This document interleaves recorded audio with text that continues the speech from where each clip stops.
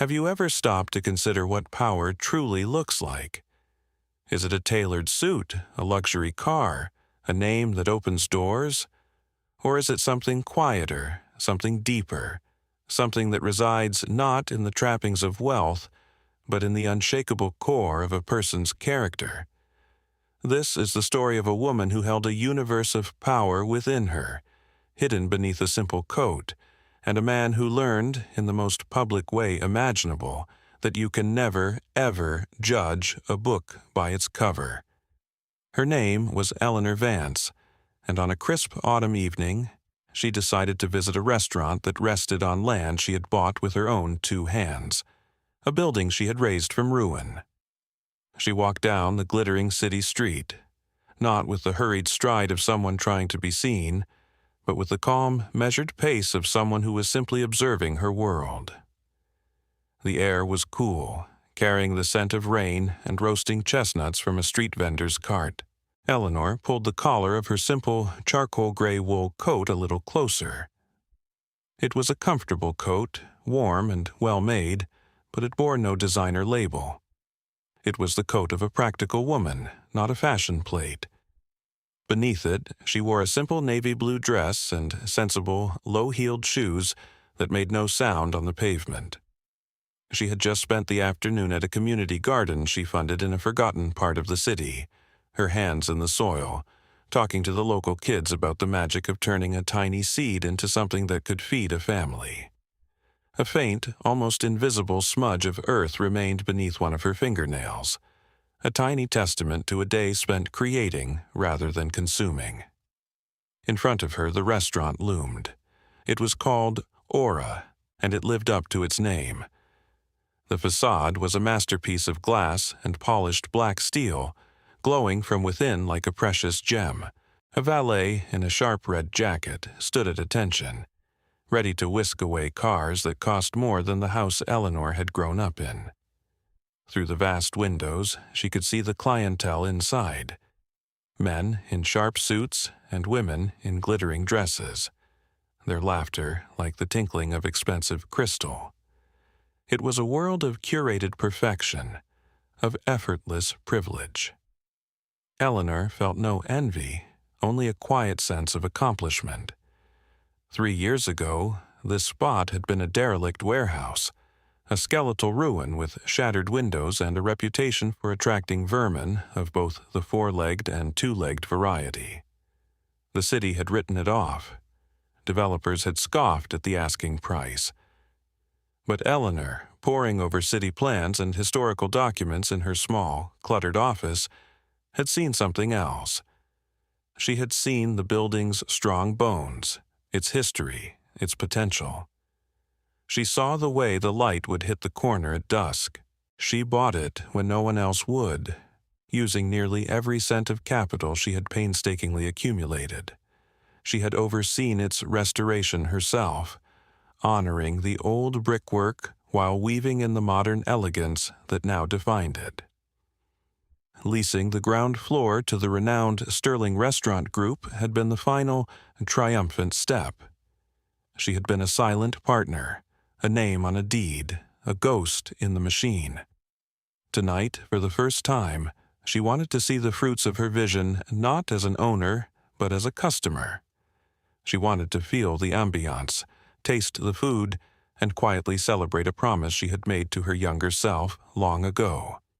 She bypassed the valet, her modest sedan parked several blocks away, and walked towards the heavy glass doors, a solitary, unassuming figure against the restaurant's brilliant glow. She pushed the door open, and a wave of warmth, soft music, and the complex, delicious aroma of high-end cuisine washed over her. The hostess, a young woman with a professionally pleasant smile, looked up. Her smile faltered for just a fraction of a second as she took in Eleanor's simple attire. It was a flicker of uncertainty, a momentary glitch in her polished training. "Good evening," the hostess said, her voice a little too bright. "Do you have a reservation?" Before Eleanor could answer, a figure emerged from the shimmering heat of the open kitchen. He was tall and sharp-featured, clad in the immaculate, starched white uniform of a head chef. His name was Julian Croft, and he moved with an air of absolute authority, his eyes sweeping across the dining room as if it were his personal kingdom. He was a celebrated culinary artist, a tyrant in the kitchen, and a man who believed that presentation was everything, not just on the plate, but in the people who were permitted to consume his art. His gaze landed on Eleanor, standing quietly by the hostess stand, and it was like a spotlight hitting an object that was out of place. His eyes, the color of cold steel, narrowed. He saw not a potential customer, but a problem. He saw her plain coat, her simple dress, her lack of ostentatious jewelry. He saw the smudge of dirt she'd missed, and his lip curled in a barely perceptible sneer. He strode toward the entrance, his expensive chef's clogs making an aggressive, rhythmic clap on the polished marble floor. He didn't even glance at the hostess. He simply waved a dismissive hand, signaling for her to step aside. He was the gatekeeper, and he had decided who did and did not belong. "Good evening," he said, his voice smooth, but laced with an undeniable condescension. He placed himself directly in Eleanor's path, a human wall of arrogance. "May I help you?" Eleanor met his gaze, her own eyes dark and steady. They held no anger, no intimidation, only a quiet watchfulness. "I was hoping to have dinner," she said, her voice calm and even. Julian Croft allowed a small patronizing smile to play on his lips. "I'm afraid we're fully booked this evening," he lied, without even consulting the reservation list. "In fact, we're booked for the next 3 months. It's a very popular establishment." His tone implied that she, of all people, could not possibly understand such a thing. "I see," Eleanor replied, her composure unshaken. "Perhaps just a seat at the bar, then? I don't mind waiting." This seemed to amuse the chef. He let out a short, derisive puff of air. "The bar is also reserved for our dining guests. Madam," he continued, his voice dropping into a tone one might use with a misbehaving child, "I think perhaps there has been a misunderstanding. This is Aura. It's a fine dining experience." He gestured vaguely around the opulent room. "We maintain a certain standard for the comfort of our patrons." The implication was as sharp and cold as a shard of glass. "You are not the standard. You will make our patrons uncomfortable." Eleanor's silence seemed to needle him, to challenge his authority in a way a loud argument never could. He was used to people being intimidated by him. This woman's placid stillness was an affront. He decided to be more direct. "We have a dress code," he said, his eyes pointedly raking over her wool coat. "We expect a certain level of formality." The lie was blatant. Just a few tables away, a man in a trendy, expensive-looking sweater and designer jeans was laughing with his date. His attire was casual, but it screamed money. Eleanor's did not. That was the only difference. "My coat is warm," Eleanor stated simply, as if discussing the weather. "My dress is clean. What part of the dress code am I violating, chef?" The use of his title, spoken so calmly, seemed to set him on edge. The quiet conversation at the entrance was beginning to draw glances from the nearby tables. The diners, cocooned in their world of luxury, were sensing a sliver of real-world tension, and it was more interesting than their appetizers. Julian's jaw tightened. He was losing control of the situation. He leaned in slightly, his voice dropping to a harsh whisper. "Listen, I don't know what you're trying to pull. If you're looking for a handout, the shelter is 6 blocks east. If you're looking for the kitchen entrance to drop off a delivery, it's around the back. But you are not coming in here." He was so close she could smell the faint scent of garlic and ego clinging to his pristine white jacket. Each word was a small deliberate act of cruelty, designed to humiliate and dismiss. He was painting a picture of her for himself and for anyone watching. She was a vagrant, a delivery person, a nuisance, anything but a customer, anything but an equal. As he spoke, Eleanor's mind did not fill with rage. Instead, a wave of profound, weary sadness washed over her. It was a feeling she knew intimately, a ghost from a past she had worked her entire life to overcome. She was suddenly a little girl again, standing beside her mother, who was on her knees scrubbing the floors of a corporate skyscraper late at night. She remembered the way the executives would walk past, their polished shoes never stopping, their eyes looking straight through her mother as if she were a part of the furniture. She remembered her father, a proud man with gentle hands, working as a janitor in a fancy hotel. He would come home, smelling of bleach, and tell her stories of the beautiful events he could only witness from the hallway, a silent, invisible servant. Her parents had been good, hard-working people. They had taught her about dignity, about holding your head high even when the world tried to push it down. They had taught her that a person's worth was not measured by their job title or the balance in their bank account, but by the content of their character. They had been treated as invisible their entire lives, their humanity overlooked by people like the man standing before her now. In that moment, Julian Croft was not just a chef. He was every person who had ever looked past her parents, every boss who had underpaid them, every society that had deemed them less than. And Eleanor, with her quiet strength and her hidden empire built on the bedrock of their memory, was their vindication. She had bought this building, this piece of the skyline, as a monument to them. A testament that the daughter of a cleaner and a janitor could own the very spaces her parents had only been allowed to clean. This restaurant, Aura, was meant to be the jewel in that monument's crown, a place of beauty and welcome.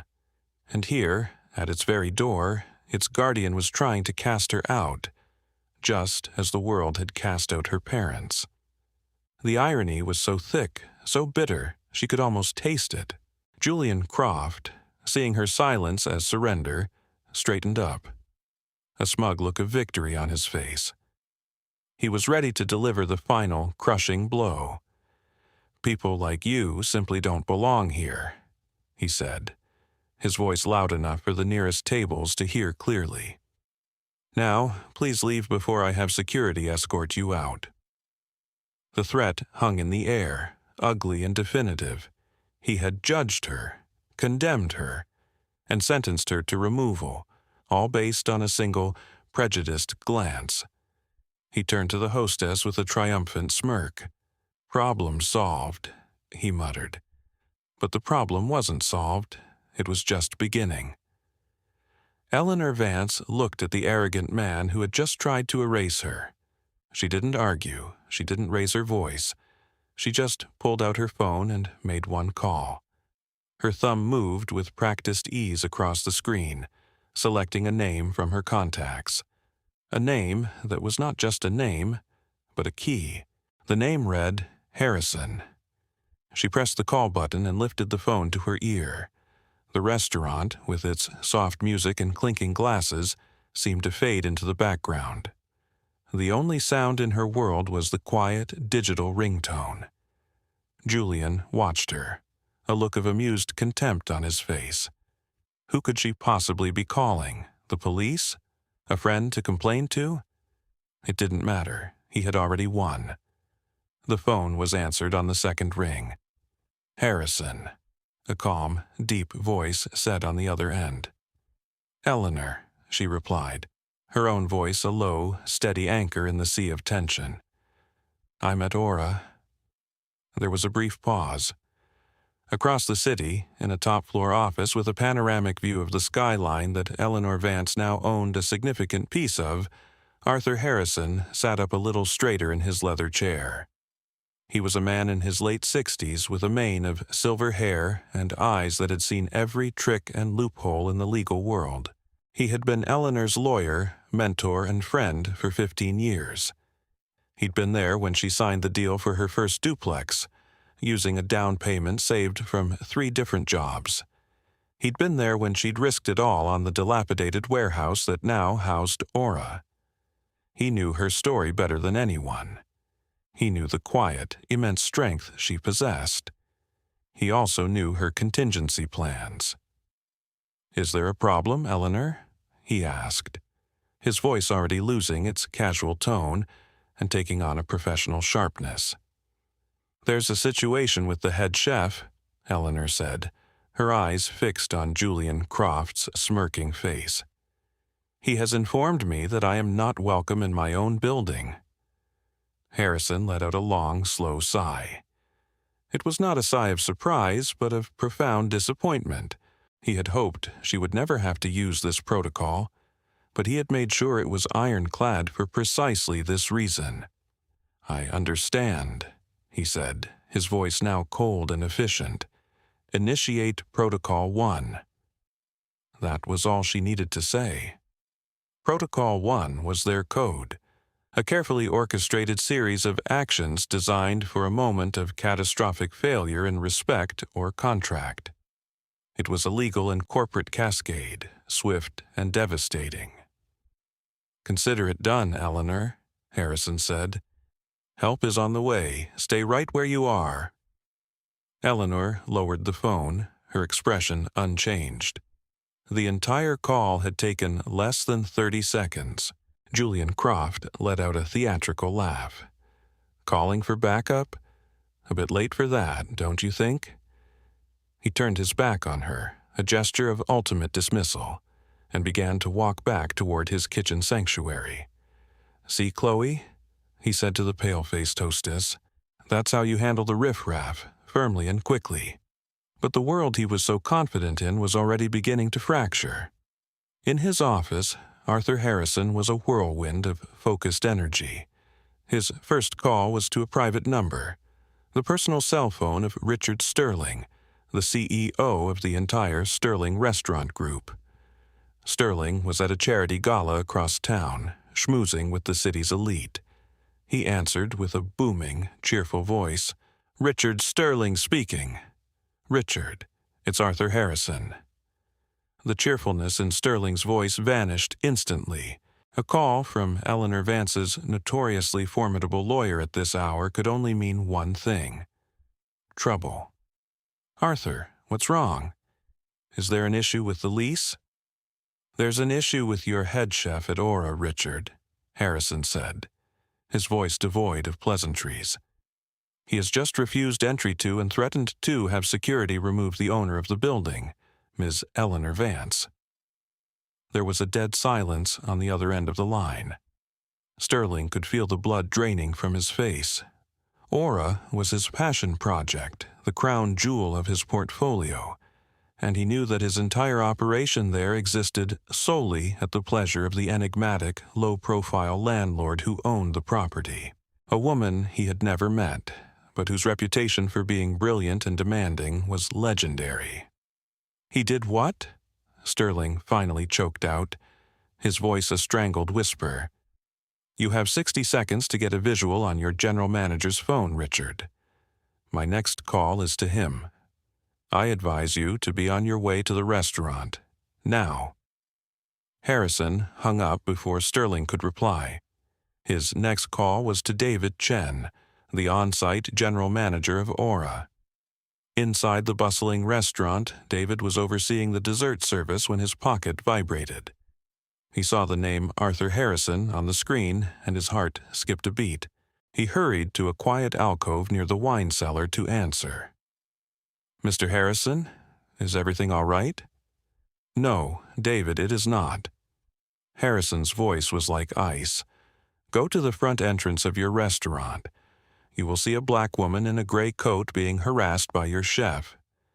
That woman is Miss Eleanor Vance. She owns this building. Your chef has just committed a career-ending and possibly lease-ending mistake. Fix it." The line went dead. David stood frozen for a second, the words echoing in his mind. Ms. Eleanor Vance, the owner. the almost mythical figure whose name was on every legal document. He broke into a cold sweat and sprinted through the dining room, ignoring the curious looks from his staff. As he neared the front, he saw it. He saw Chef Julian Croft preening with self-satisfaction, turning his back on a calm, poised woman in a simple coat. He saw the woman holding her phone. He saw the beginning of a disaster of epic proportions. "Chef!" David yelled, his voice tight with panic as he rushed forward. "Chef Croft, what have you done?" Julian turned, annoyed at the interruption to his victory lap. "David, calm down. I was just handling a bit of refuse that wandered in, protecting our brand, you know?" David's face was ashen. He grabbed Julian's arm, his grip surprisingly strong. "That's not refuse, Julian," he whispered frantically. "That woman, you have no idea who she is." But it was too late. Just as the words left David's mouth, the grand glass doors of Aura burst open with such force that they banged against their stoppers.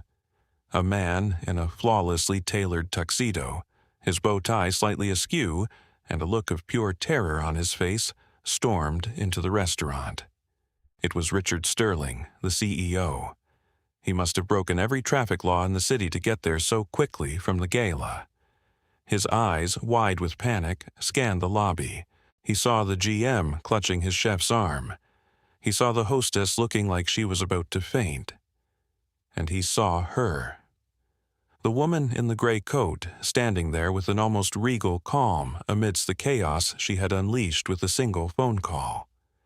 Richard Sterling, one of the most powerful men in the city's hospitality industry, completely ignored his own star chef and his trusted general manager.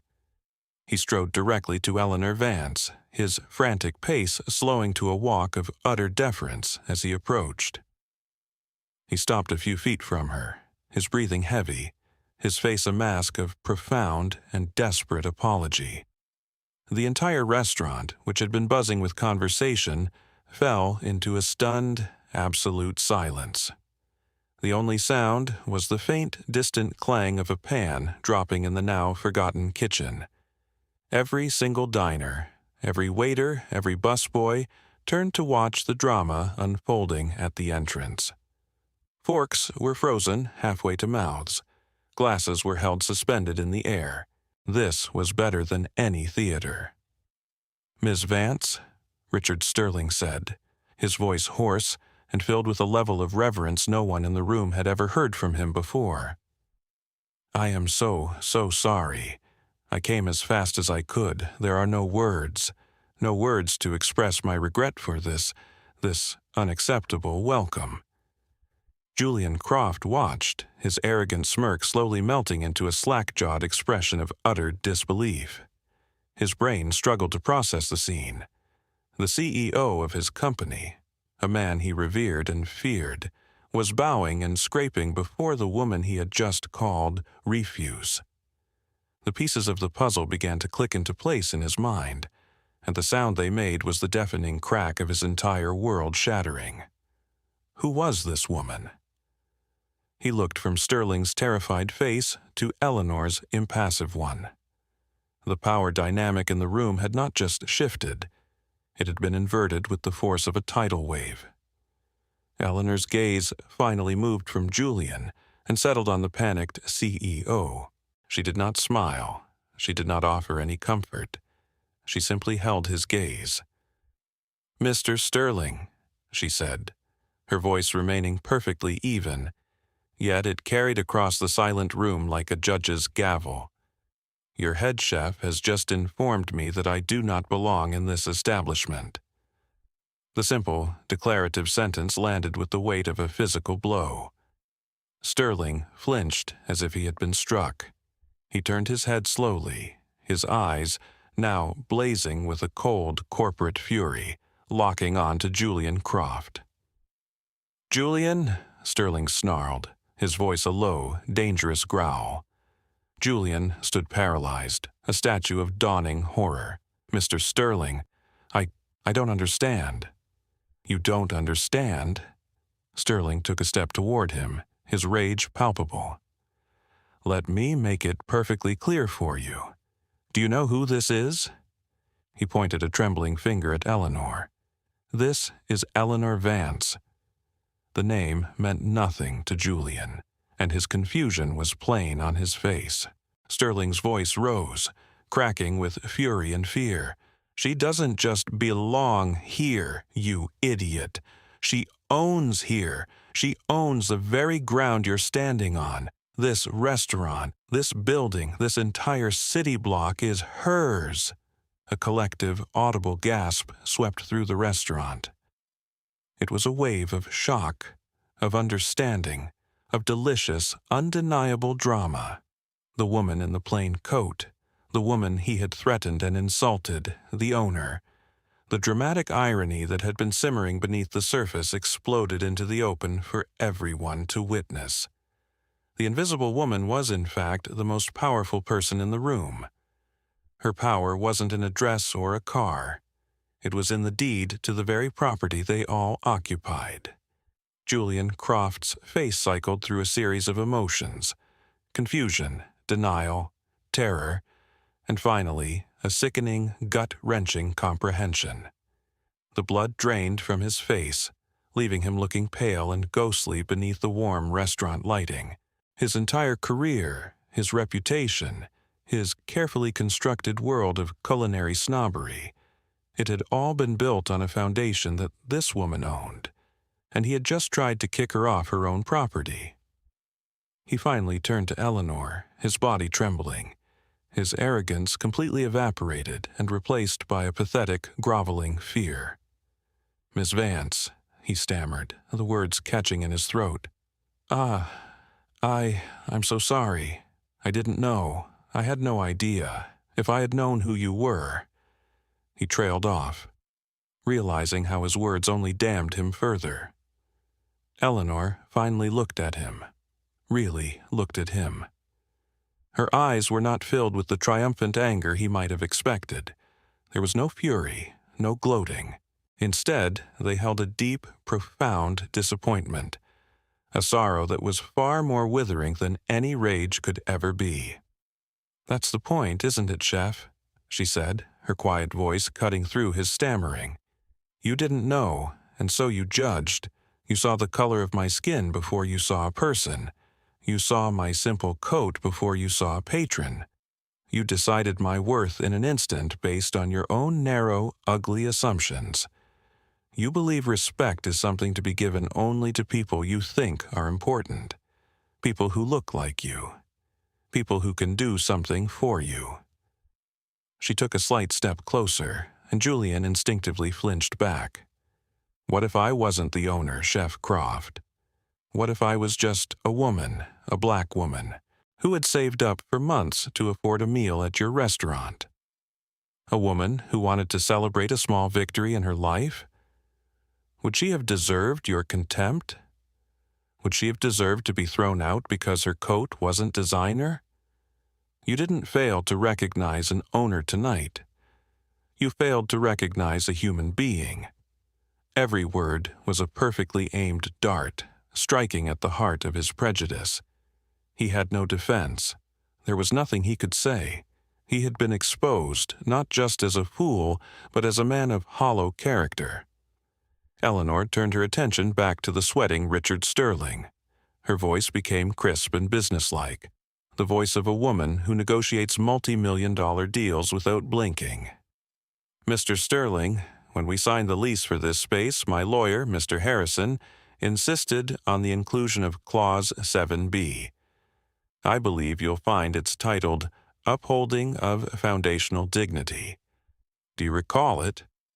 Sterling nodded miserably, his face grim. He knew the clause well. Harrison had fought for it, and at the time Sterling had considered it sentimental fluff. Now it was a guillotine hanging over his head. "Yes, Miss Vance, I'm aware of it." "Good," Eleanor said, "because that clause stipulates that the Sterling Restaurant Group and all its representatives must, at all times, uphold a standard of dignity, inclusivity, and respect for all people within the walls of my property. It states that any failure to do so particularly a public one, is considered a material breach of the lease. Your head chef has just publicly violated that clause in the most egregious way possible." Sterling's eyes darted around the silent watching room. He knew he was trapped. Eleanor Vance held all the cards. She could, if she wanted, tear up his lease and destroy his flagship restaurant overnight. "He did, Miss Vance," Sterling agreed, his voice barely a whisper. "It is inexcusable." Eleanor let the silence stretch for a moment, allowing the weight of the situation to fully settle on everyone present. Then she delivered the final verdict, her voice still quiet, but carrying the unmistakable weight of absolute and final authority. "He is to be removed from this property immediately. His future employment with your group is your business, but his presence in my building is finished. As of right now." The words were an execution. Julian Croft looked as if he'd been physically struck. "Please," he begged, turning to Sterling. "Richard, please, it was a mistake." Sterling wouldn't even look at him. He gestured sharply to David, the general manager. "David, do as Ms. Vance says. Get him out of here, now." David, looking sick but resolute, stepped forward. "Chef," he said quietly, "your coat." Julian stared at him blankly. "What?" "Your chef's coat. Take it off. You are no longer the chef of Aura." The order was the ultimate humiliation. In the middle of the lobby, in front of the patrons he had so desperately sought to impress, and the staff he had ruled with an iron fist, Julian Croft was publicly stripped of his authority. His hands fumbled with the buttons of the pristine white jacket, the symbol of his power and identity. He pulled it off, revealing the simple T-shirt underneath. He was no longer Chef Julian Croft, the culinary king. He was just Julian, a man in a T-shirt who had just lost everything because of his own bigotry. David took the coat from him and, with Sterling pointing toward the door, began to escort the dethroned chef out. Julian didn't look at anyone. He couldn't bear to see the faces of the diners, a mixture of pity, scorn, and morbid fascination. He avoided Eleanor's gaze most of all.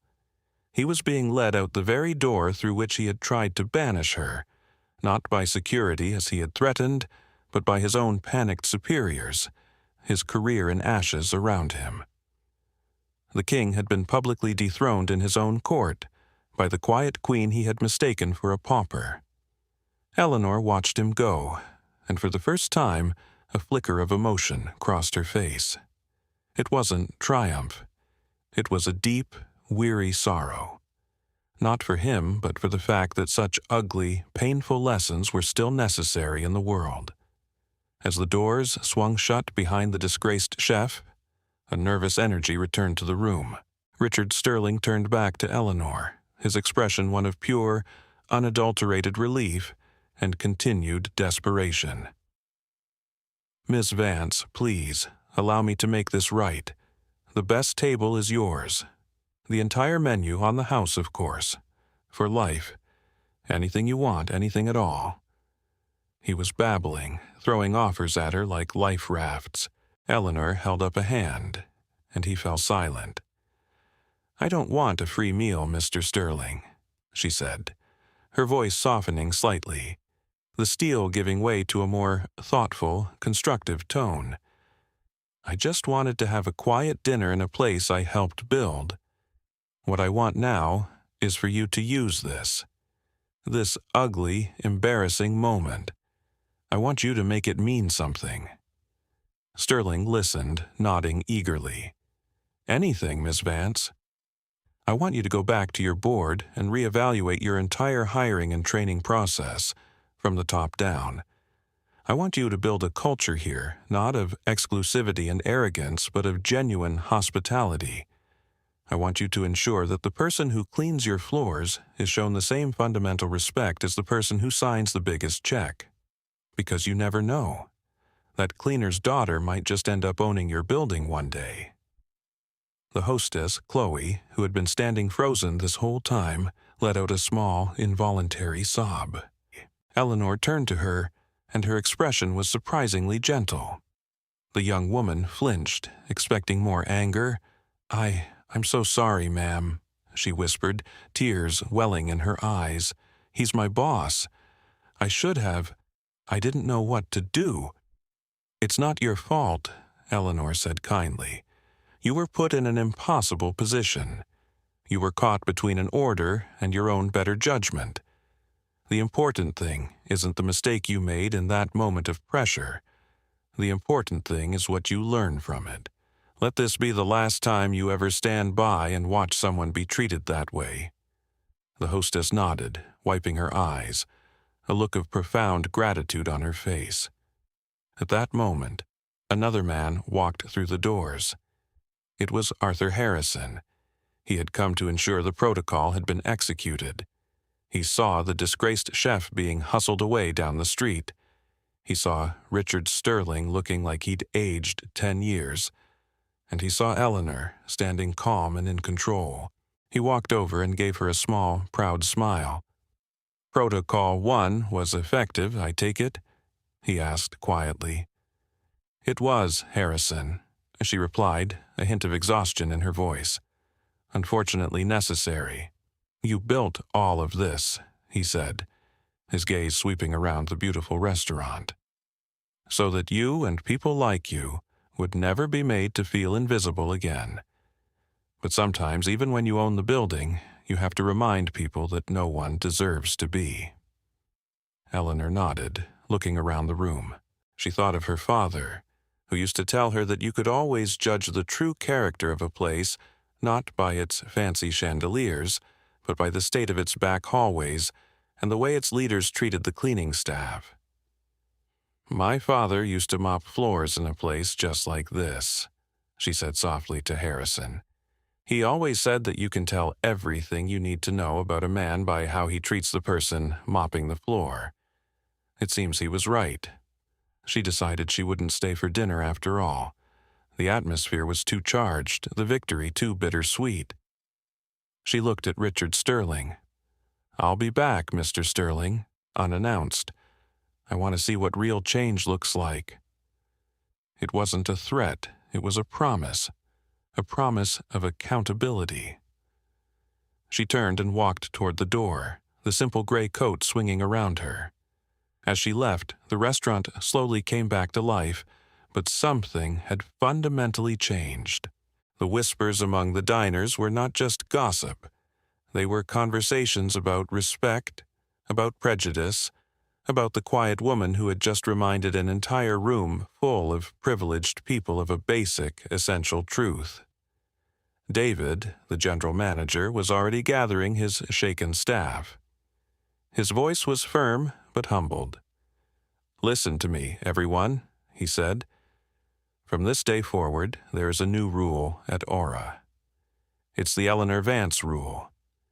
Every single person who walks through that door, I don't care if they're wearing a crown or a coat they bought at a thrift store, is to be treated with the highest honor. Not because they might secretly be the owner, but because it is the right thing to do. We are in the hospitality business. It's time we remembered what that word means." Eleanor Vance walked out into the cool night air. The city light seemed a little brighter. She didn't feel triumphant, only resolute.